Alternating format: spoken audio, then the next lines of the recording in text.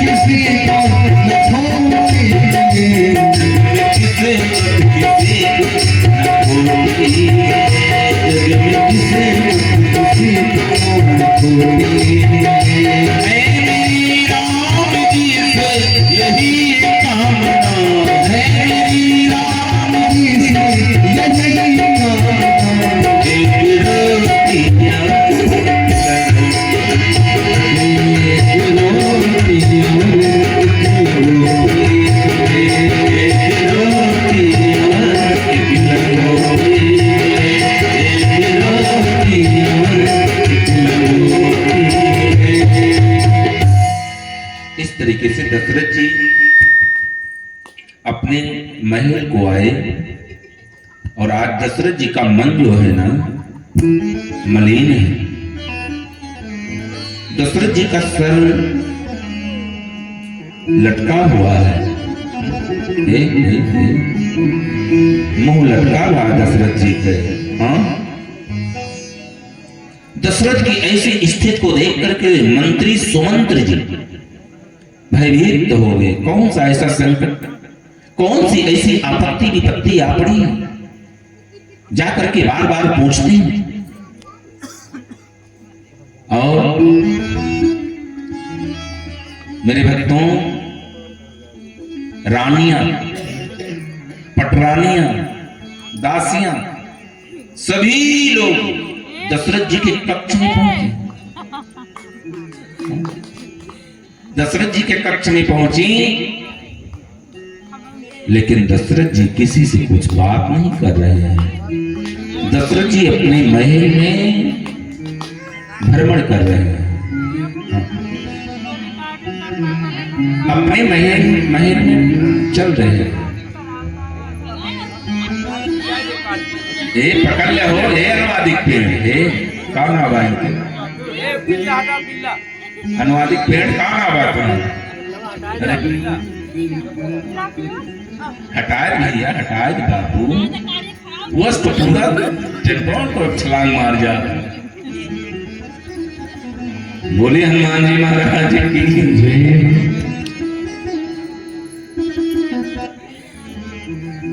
मेरे भक्तों, दशरथ किसी से बात नहीं कर रहे हैं, किसी के बातों का जवाब नहीं दे रहे हैं, मौन धारण के कुछ बोल नहीं रहे, केवल और केवल अपने कमरे में भ्रमण कर रहे हैं। भ्रमण करते करते एक दर्पण लगा है, दीवार पे एक दर्पण लटक रहा है। दर्पण के सामने गए तो देख रहे हैं कान के ऊपर जो बाल है ना, ये सफेद हो रहा है। ये चौथापन का संकेत दे रहा है।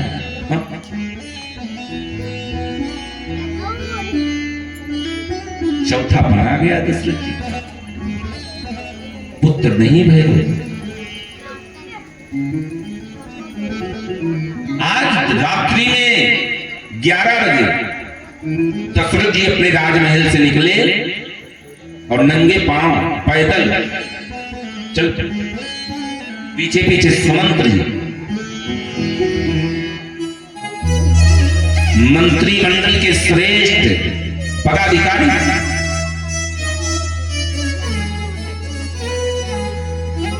श्रेष्ठ सैनिक दशरथ जी के पीछे चले, लेकिन दशरथ जी सबको मना कर दिया। कहते भैया सुमंत, ये मेरा पर्सनल मामला है, मुझे अकेला छोड़ दो, तुम लोग जाकर के विश्राम करो। अर्धरात्रि है, 11 बज रहे रात्रि में। कहां पहुंच गए, कहां जा रहे हैं? आप लोगों के जीवन में जब कोई संकट आता है, आप लोगों के जीवन में जब कोई विपत्ति आती है, कोई दुख आता है, कोई कष्ट आता है, तो आप लोग कहां जाते हो? कहां जाते हो? डॉक्टर के यहां। लेकिन दशरथ जी आज किस डॉक्टर के पास जा रहे हैं? आप दशरथ जी के जीवन में पहली बार कष्ट आया है मेरे भक्तों, कि के बार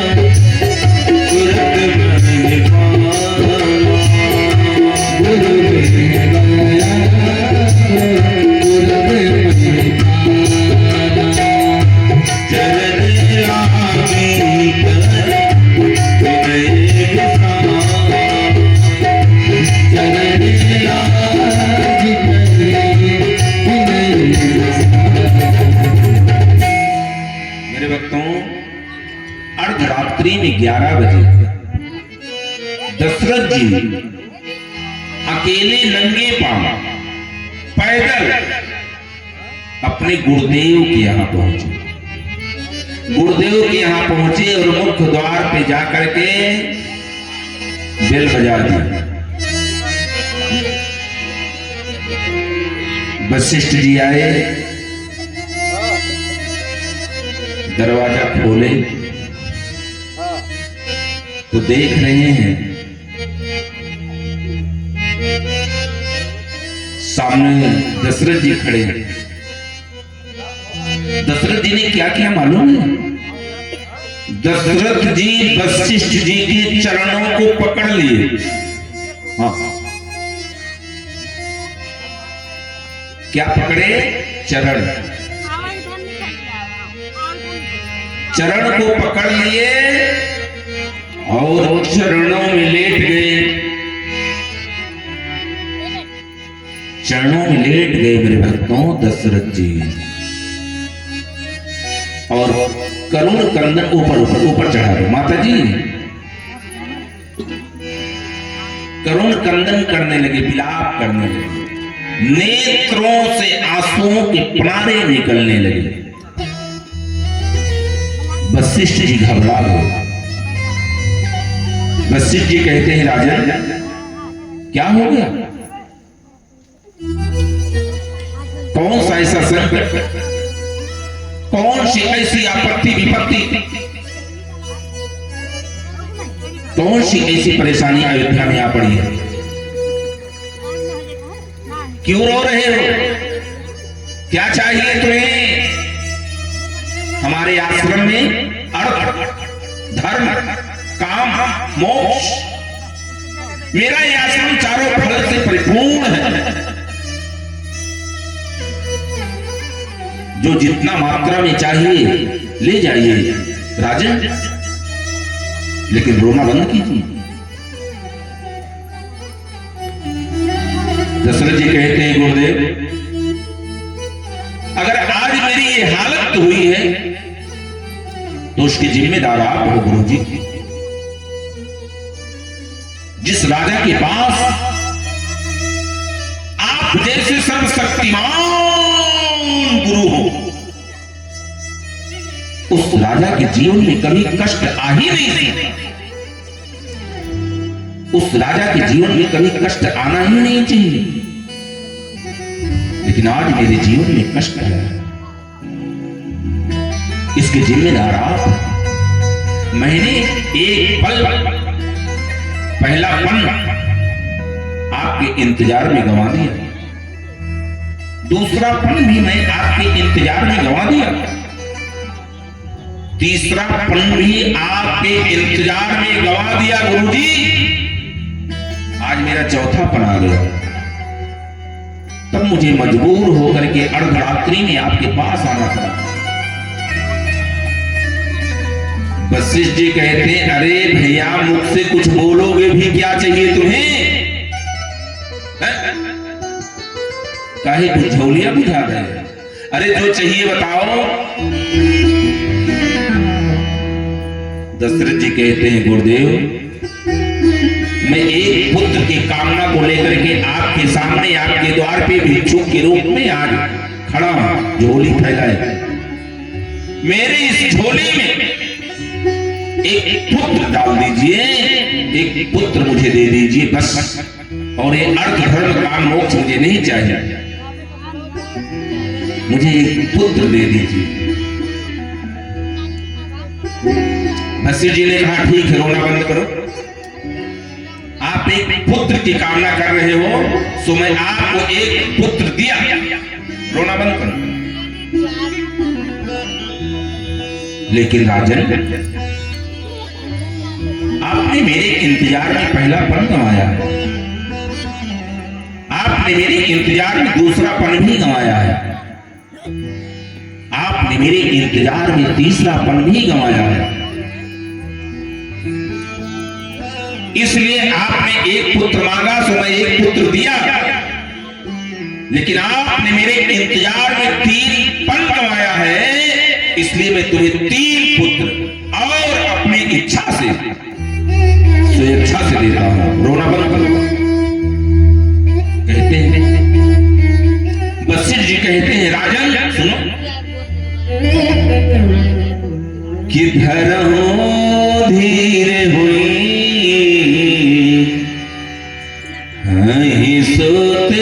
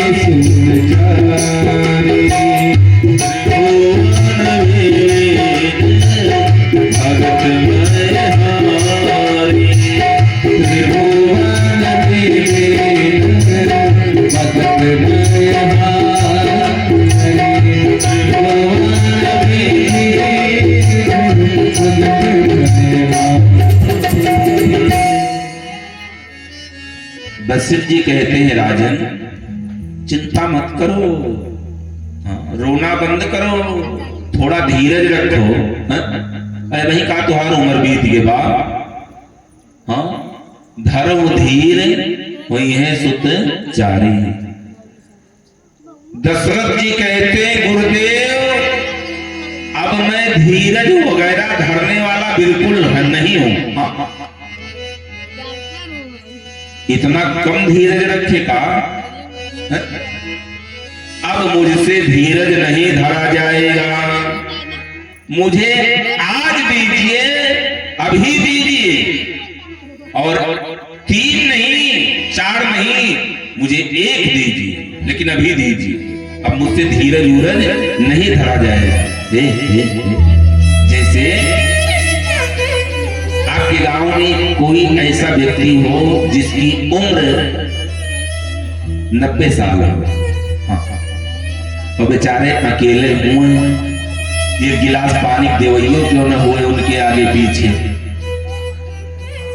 और गांव वाले प्लान बनाई, प्रधान और धान मिलकर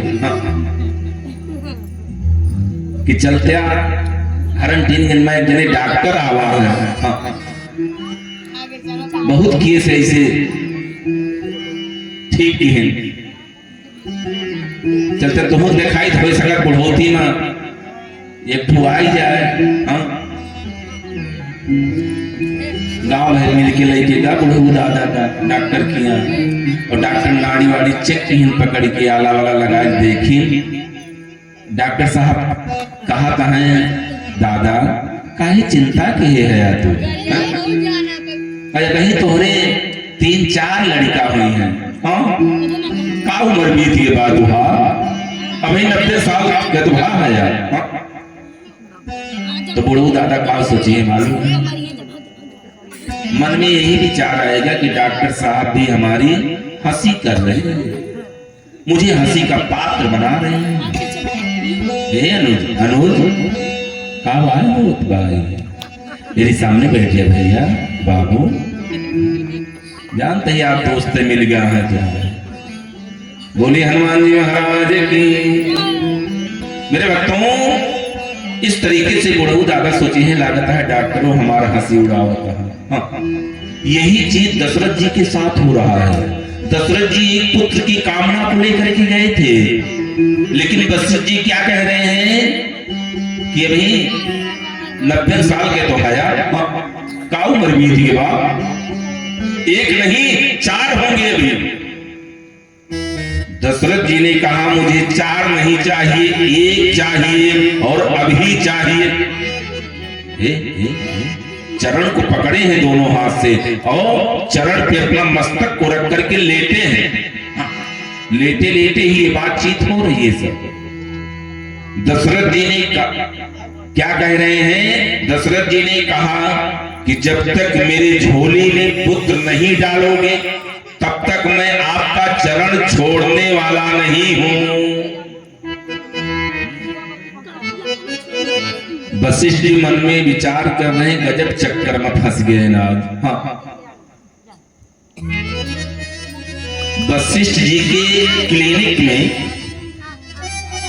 जो पुत्रों के स्पेशलिस्ट डॉक्टर थे वो घर जा चुके थे, क्योंकि अर्धरात्रि का समय, उनका 8 बजे तक ड्यूटी थी, वो घर जा चुके थे।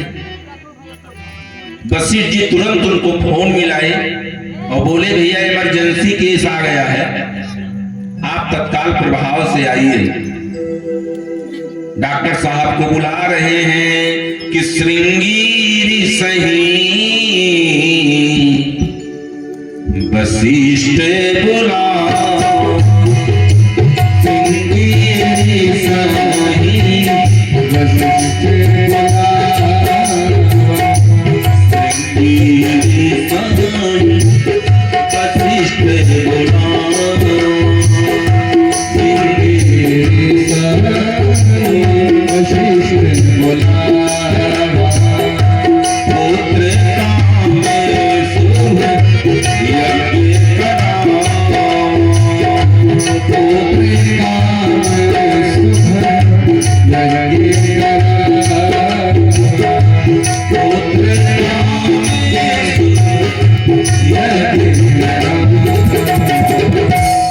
श्रृंगी ऋषि को तत्काल प्रभाव से बुलाए। और डॉक्टर साहब जब आते हैं तो क्या करते हैं? सबसे पहले वो चेक करने के बाद पर्चा ही लिखते हैं। श्रृंगी ऋषि भी पर्चा लिखे और पर्चा लिख करके वशिष्ठ जी को दिए, बोले कि जाकर के सारी सामग्री को मंगवाएं। दशरथ जी भी कम चालाक नहीं है। दशरथ जी भी चरण को नहीं छोड़े, वो भी सुमंत्र के पास फोन किए और सुमंत्र को बुलवा लिए। वो पर्चा सुमंत्र को दिए और बोले तत्काल प्रभाव से ये सामग्री का प्रबंध करो। मेरे भक्तों, सुबह 4 बजे तक सारी सामग्री उपलब्ध कराई गई और नाना प्रकार के विधि विधान पूर्वक यज्ञ का शुभारंभ हो गया। बोलिए यज्ञ नारायण भगवान की। यज्ञ का शुभारंभ हुआ। यज्ञ के यज्ञाचार श्रृंगी ऋषि जी हैं और मुख्य यजमान के रूप में वशिष्ठ जी हैं। यज्ञ हो रही है, विधि विधान पूर्वक यज्ञ हुई और यज्ञ के अंत में पूर्णाहुति के समय यज्ञ नारायण भगवान का प्रादुर्भाव हो गया। बोलिए यज्ञ नारायण भगवान की। यज्ञ नारायण के हाथ में एक सुंदर सा कटोरा है, सोने का कटोरा, उसमें चरु भरा हुआ है। उस पात्र को वशिष्ठ जी को दिए और कहते हैं ले जाकर के दशरथ जी को दे दीजिए, इसको तीनों रानियों में बांट दे, वितरण कर दे। वशिष्ठ जी दशरथ जी को बुलाए और स्वर्ण से भरा हुआ पात्र वशिष्ठ जी दशरथ जी को दिए, बोले ले जाकर के तीनों रानियों को बांट दो। और जैसे ही चरु से भरा हुआ पात्र दशरथ जी के हाथ में आया, दशरथ जी उसका 2 भाग किए। हाँ, 2 भाग किए। आधा भाग मानो कैकेयी के लिए किए हैं और दशरथ जी अपने सबसे प्रिय रानी को बुलाए कैकेयी को, लेकिन आ गई सुमित्रा जी। सो आधा भाग कर चुके थे, अब आ गई तो देना पड़ा और जैसे दिए वैसे कैकेयी आ गए। लेकिन अब करें तो क्या करें, फिर से आधा भाग किए। आधा में से आधा कैकेयी को दिए और आधा सुमित्रा। लेकिन घर की सबसे छोटी रानी सुमित्रा जी थी। प्राचीन काल में माताओं में बड़ा तालमेल हुआ करता था। जो छोटा होता था वही घर का सारा कामकाज करता था। अभी तो उल्टा हो गया है, बड़े करते हैं, छोटे आराम करते हैं। हाँ हाँ, सुमित्रा जी शायद कुछ काम कर रही थी, बर्तन वगैरह धुल रही होंगी, उनके हाथ में कुछ लगा रहा होगा। सो प्रसाद को हाथ में ली और आंगन में एक अलमारी थी वहीं रख दी और हाथ धुलने चली गई वॉशरूम में। हाथ धुल करके आई तो क्या देख रही हैं कि एक पंछी आंगन में आई और सुमित्रा जी के उस दोने को लेकर के उड़ गई। जाते जाते पंछी उस स्थान पे पहुंची जहां मां अंजना जी सूर्यदेव को अर्घ दे रहे थे। मानो पंछी मुंह खोल करके कुछ कहने का प्रयास की हो, उसके मुख से दोना छूटा और मां अंजना के हाथ में आकर के गिरा। मां अंजना उसे प्रभु का दिया हुआ प्रसाद समझ करके पान कर जाती हैं। उसके प्रभाव से अनंत बलवान परम संत श्री हनुमंत लाल जी महाराज जी का प्रादुर्भाव होता है। बोलिए हनुमान जी महाराज जय। इधर कौशल्या को मालूम चला ना कि सुमित्रा का प्रसाद गायब हो गया, तो कौशल्या जी अपने में से आधा भाग सुमित्रा को बुला करके देती हैं और सुमित्रा कहती हैं दीदी जी, आपने जो अपने में से मुझे प्रसाद का भाग दिया है ना, इसके प्रभाव से अगर मुझे एक पुत्र होगा तो मैं उस पुत्र को आपके पुत्र के चरणों की सेवा में कर दूंगी, ये मेरा वादा है। कैकेयी ने देखा कि कौशल्या अपने में से आधा प्रसाद सुमित्रा को दे दी है, तो कैकेयी भी सुमित्रा को बुलाई इधर और वो भी अपने में से आधा प्रसाद सुमित्रा को देती है। सुमित्रा जी कहती है दीदी जी, अगर इस प्रसाद के प्रभाव से मुझे एक पुत्र और हुआ तो मैं उस पुत्र को आपके पुत्र की चरणों की सेवा में प्रदान कर दूंगी, ये मेरा वादा है। इस तरीके से तीनों माताएं प्रसाद को पा गई। तीनों माताएं प्रसाद को पा गई मेरे भक्तों, और जैसे ही प्रसाद को पाई उसी समय मानो पूरे ब्रह्मांड की स्थिति ही बदल गई। हाँ, अभी राम जी आए नहीं है लेकिन माहौल बदल गया, राम राज्य छा गया। राम जी के बिना आए ही राम राज्य छा गया। क्या हुआ? सारे संसार से सबसे पहले रोग समाप्त हो गई, सभी निरोग हो गए, किसी के यहाँ बीमारी नहीं है। हाँ, बीमारी नाम की पंछी गायब। हाँ, सारे अस्पताल बंद, डॉक्टरों का शटर क्लोज। हाँ, सब बंद हो गया, हॉस्पिटल अस्पताल सब बंद। अब कोई बीमार है ही नहीं, मरीज है ही नहीं। हाँ, तो डॉक्टर लोग क्या करें? अपने अपने घर बैठ गए। हाँ, मेरे भक्तों, बीमारी गायब हो गई, सभी लोग निरोग हो गए। हे सबके घर से दरिद्रता गायब हो गई। हाँ, लक्ष्मी जी सबके यहां आकर के निवास करने लगी। राम जी के आने के पहले लक्ष्मी जी आ गई। हाँ, सबके घर में सभी लोग सुख, चैन, शांति, अमन का अनुभूति करने लगे।